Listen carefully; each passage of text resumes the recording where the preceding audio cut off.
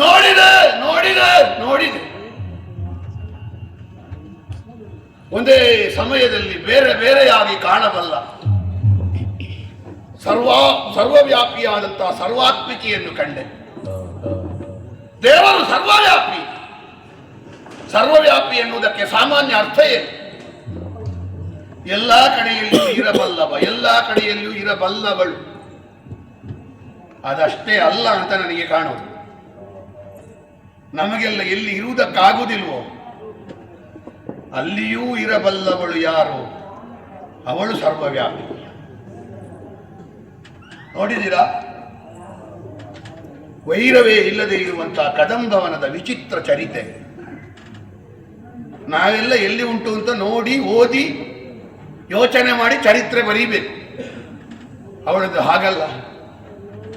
ಅವಳು ಹೆಜ್ಜೆ ಇಟ್ಟದ್ದು ಮಹಾತ್ಮೆ ಆಗ್ತದೆ, ಅವಳು ಕಣ್ಣೋಟ ಬೀರಿದ್ದು ಚರಿತ್ರೆ ಆಗ್ತದೆ, ಅವಳು ಸಂಕಲ್ಪದಿಂದ ತೆಗೆದದ್ದು ವಧೆಯಾಗುತ್ತದೆ, ಉಳಿಸಿದ್ದು ರಕ್ಷಿಸಲ್ಪಡ್ತದೆ.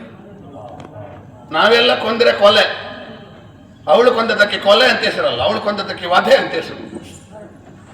ಯಾರು ಸಾಯಬೇಕು, ಯಾರು ಬದುಕಬೇಕು ನಿರ್ಣಯ ಮಾಡಲಿಕ್ಕೆ ನಾವು ಎನ್ನುವಂತಹ ಹುಂಬ ನಿರ್ಣಯ ಮೊನ್ನೆವರೆಗೆ ಇತ್ತು ನಮಗೆ. ಯಮನನ್ನ ಕೈಯಲ್ಲಿದ್ದಾನೆ, ಮೃತ್ಯುವಿನ ದಂಡ ನನ್ನ ಕೈಯಲ್ಲಿ ಉಂಟು. ಹೀಗೆ ಹೇಳುತ್ತಿದ್ದ ಶುಂಭನ ಆಳುಗಳು ಹೇಳದೆ ಕೇಳದೆ ಯಮನ ಮನೆಯ ಅತಿಥಿಗಳಾಗುವಾಗ ಒಬ್ಬನೇ ಒಬ್ಬ ರಾಕ್ಷಸ ಯೋಧನಿಗೆ ನಿಲ್ಲಿಸಲಿಕ್ಕೆ ಆಗಲಿಲ್ಲ. ಒಂದು ಕಡೆಯಲ್ಲಿ ಬದುಕಿನ ಪಾಠವನ್ನು ಕಲಿತಂತಹ ಈ ಪ್ರಾಣಿ ಪಕ್ಷಿಗಳು, ಮತ್ತೊಂದು ಕಡೆಯಲ್ಲಿ ಶುಕ್ರಾಚಾರ್ಯರ ಶಿಷ್ಯರಾಗಿ ಇದ್ದುಕೊಂಡು ಬದುಕಲಿಕ್ಕೆ ಗೊತ್ತಿಲ್ಲದೆ ಸತ್ತಂತಹ ದಾನವರ ಹೆಣ ಬೂದಿ ಕಳಾವರಗಳು. ಕಲಿಯುವಿಕೆ ಇರುವುದು ಎಲ್ಲಿ ಅಂತ ಕೇಳಿದ್ರೆ ಬರೆದದ್ದನ್ನು ಓದುವುದರಲ್ಲಿ ಅಲ್ಲ. ಪ್ರಪಂಚದಲ್ಲಿ ಕಲಿಯುವುದಕ್ಕೆ ಅತಿ ಕಷ್ಟವಾದಂತಹ ಒಂದು ವಿಷಯ ಯಾವುದು ಅಂತ ಕೇಳಿದರೆ ಬದುಕು. ಯಾವನು ಬದುಕನ್ನು ಕಲಿತಿದ್ದಾನೋ ಅವ ಯಾವ ಪಾಠಶಾಲೆಗೂ ಹೋಗಬೇಕಾದ್ದಿಲ್ಲ. ಯಾವನಿಗೆ ಬದುಕು ಗೊತ್ತಿಲ್ವೋ ಅವನಿಗೆ ಮೂರು ಪದವಿ ಸಿಕ್ಕಿಯೂ ಪ್ರಯೋಜನ ಇಲ್ಲ.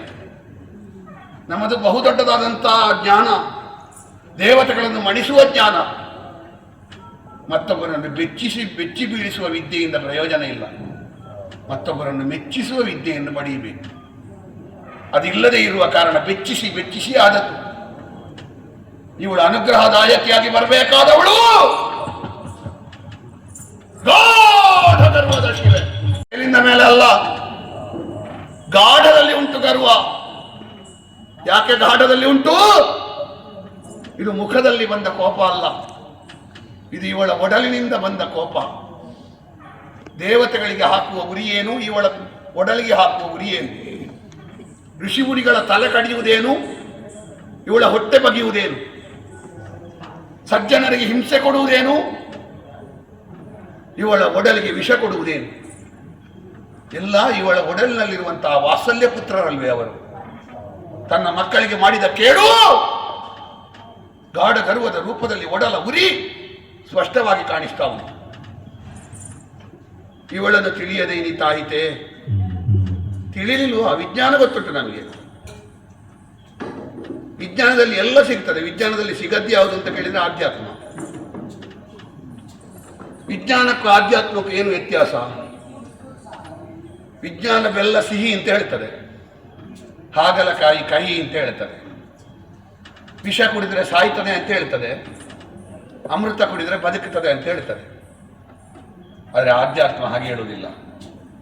ನೀನು ನಂಬಿದ್ರೆ ಹಾಗಲಕಾಯಿಯೂ ಸಿಹಿ ಆದೀತು, ನೀನು ಶ್ರದ್ಧೆಯಿಂದ ಹೋಗದೇ ಇದ್ರೆ ಬೆಲ್ಲವೂ ಕಹಿ ಆದೀತು, ದೇವರು ನಿನಗೆ ಒಲಿದ್ರೆ ವಿಷವೂ ಅಮೃತ ಆದೀತು, ದೇವರ ದಯೆ ನಿನಗೆ ಸಿಕ್ಕಿದ್ರೆ ಕರಟಿ ಹೋದದ್ದು ಮತ್ತೆ ಚಿಗುರೀತು, ದಯೆ ಇದ್ರೆ ಕೊರಡಿದ್ದದ್ದು ಕೊನರೀತು. ಇದು ವಿಜ್ಞಾನ ಅಲ್ಲ, ಆಧ್ಯಾತ್ಮ. ಇದು ವಿಜ್ಞಾನದಲ್ಲಿ ನೋಡ್ಲಿಕ್ಕಿರುವುದಲ್ಲ, ಇದು ಆಧ್ಯಾತ್ಮದಲ್ಲಿ ನೋಡ್ಲಿಕ್ಕಿರುವುದು. ಹಾಗಾಗಿ ಇವಳನ್ನು ತಿಳಿಯದೆ ತಾಯಿತು. ಮಾಡಲಿನ್ನೇನ ಕಟ ಅವಧಿವಾದಕವಂತು. ಈಗ ನಾವು ಯೋಚಿಸಿ ಏನು ಪ್ರಯೋಜನ? ಮಾಡಬಾರದನ್ನೆಲ್ಲ ಮಾಡಿ ಆಗಿದೆ. ಯಾವುದು ಬಿಟ್ಟರು ನಾವು ಮಾಡಿದ ಕರ್ಮ ಬಿಡ್ತದೆ, ಅವಶ್ಯವಾಗಿ ಅನುಭವಿಸಲೇಬೇಕು. ಎಷ್ಟು ಮಂದಿಯ ಕಣ್ಣೀರು ಉಂಟು, ಅದು ಪ್ರವಾಹವಾಗ್ಲಿಕ್ಕಿಲ್ವೇ? ಎಷ್ಟು ಮಂದಿಯ ಬಿಸಿಸಿರುಂಟು, ನಮ್ಮನ್ನು ಸುಡ್ಲಿಕ್ಕಿಲ್ವೇ? ಆದರೂ ನಮಗೆ ಒಳಗಿಂದ ಒಳಗೆ ಒಂದು ಬಯಕೆ.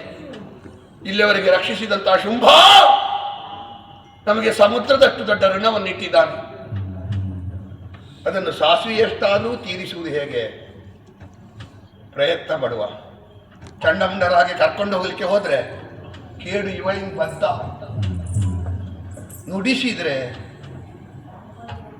ಶುಂಭನನ್ನು ಬದುಕಿಸಲಿಕ್ಕೆ ಆಗುತ್ತದ ನೋಡುವ. ಉದ್ಧಾರಕ್ಕೆ ಉಪಯೋಗಿಸಿದ. ಒಬ್ಬಳು ಹೆಣ್ಣು ಮದುವೆ ಆಗ್ಬೇಕಾದ ಯಾರನ್ನು ಗೊತ್ತುಂಟ? ಹೆಣ್ಣನ್ನು ಮಾತ್ರ ಪ್ರೀತಿಸುವವನನ್ನು ಮದುವೆ ಆಗುವುದಲ್ಲ, ಕುಟುಂಬವನ್ನು ಪ್ರೀತಿಸುವವನನ್ನು ಮದುವೆ ಆಗಬೇಕು. ಯಾಕೆ? ಕುಟುಂಬವನ್ನು ಪ್ರೀತಿಸದವನನ್ನು ಮದುವೆ ಆದ್ರೆ ಹೆಣ್ಣನ್ನು ಮಾತ್ರ ಅವ ಪ್ರೀತಿಸಿದ್ರೆ ಒಂದು ಹಂತಕ್ಕಾಗುವಾಗ ಹೆಣ್ಣನ್ನು ಬಿಡ್ತಾನೆ ಅಂತ ಅರ್ಥ. ಅಷ್ಟು ಸಮಯ ಅವನನ್ನು ಆದರಿಸಿದ, ಅಷ್ಟು ಸಮಯ ಅವನನ್ನು ಪಾಲಿಸಿದ, ಕುಟುಂಬವನ್ನು ಲಕ್ಷ್ಯ ಮಾಡದವ ಒಂದು ಹಂತ ಕಾಲದ ಮೇಲೆ ಹೆಂಡತಿಯನ್ನು ಎಷ್ಟು ಲಕ್ಷ್ಯ ಮಾಡಿಯ. ಹಾಗಾಗಿ ಹೆಣ್ಣಾದವಳು ಕೇವಲ ಗಂಡನಿಗೆ ಹೆಂಡತಿಯಾಗಿ ಬರುವುದಲ್ಲ. ಕೆಲವರೆಲ್ಲ ಬರುವಾಗಲೇ ಹಾಗೆ ಇರುವುದು. ಗಂಡಿಗೆ ತಂದೆ ತಾಯಿ ಇದ್ರೆ ಮದುವೆ ಇಲ್ಲ. ಅವಳು ಕೇವಲ ಗಂಡನಿಗೆ ಹೆಂಡತಿ ಆಗುವುದಕ್ಕೆ ಬರುವುದು ಅಲ್ಲಮ್ಮ. ಮೈದು ನನಗೆ ಅತ್ತಿಗೆ ಆಗಬೇಕು, ಮಾವನಿಗೆ ಸೊಸೆಯಾಗಬೇಕು, ಅತ್ತೆಗೆ ಸೊಸೆಯಾಗಬೇಕು. ಈ ಭಾವ ಇದ್ದವಳು ಮಾತ್ರ ಒಂದು ಕುಟುಂಬಕ್ಕೆ ಸೊಸೆಯಾಗಿ ಬರುವವಳೇ ಹೊರತು ಸುಮ್ಮನೆ ಗಂಡಿಗೆ ಬೇಕಾಗಿ ಒಂದು ಹೆಣ್ಣು ಬಂದ್ರೆ ಅದಕ್ಕೆ ಗಂಡನೇ ಆಗಬೇಕು. ಗಂಡ ಆದ್ರೆ ಆಗ್ತದೆ. ತಾಯೇ, ನೀನು ಲೋಕದ ತಾಯಿ. ತಾಯ್ತನ ಏನು ಅಂತ ನಮ್ಮಿಂದ ನಿನಗೆ ಕಲಿಬೇಕಾದಿಲ್ಲ. ತಾಯ್ತನದಿಂದ ನೀನು ಹೆಂಡತಿಯಾಗಿ ಬಂದ್ರೆ ಧನುದೇವಿಯ ಮಾತು ಕೇಳುವುದಕ್ಕಿಂತಲೂ ಹೆಚ್ಚು ನಿನ್ನ ಮಾತನ್ನು ಶುಂಭ ಕೇಳಿಯ. ಏನೆಲ್ಲ ಆಗಬೇಕು ಅದನ್ನು ನಿರ್ಬಂಧ ರೂಪದಲ್ಲಿ ಮಾಡು. ರಕ್ತಪಾತದಿಂದ ಯಾವುದನ್ನು ಸಾಧಿಸಲಿಕ್ಕೆ ಆಗ್ತದೆ ಅಮ್ಮ. ಕತ್ತಿ ಹಿಡಿದು ಅಟ್ಟಹಾಸ ಮಾಡಿ ಮತ್ತೊಬ್ಬರನ್ನು ಹೆದರಿಸಿ ಯಾವುದನ್ನು ಸಾಧಿಸಬಹುದೋ ಅದಕ್ಕಿಂತ ಹೆಚ್ಚಿನದನ್ನು ಒಂದು ಪ್ರೀತಿಯ ಮಾತು ಸಾಧಿಸ್ತದಮ್ಮ.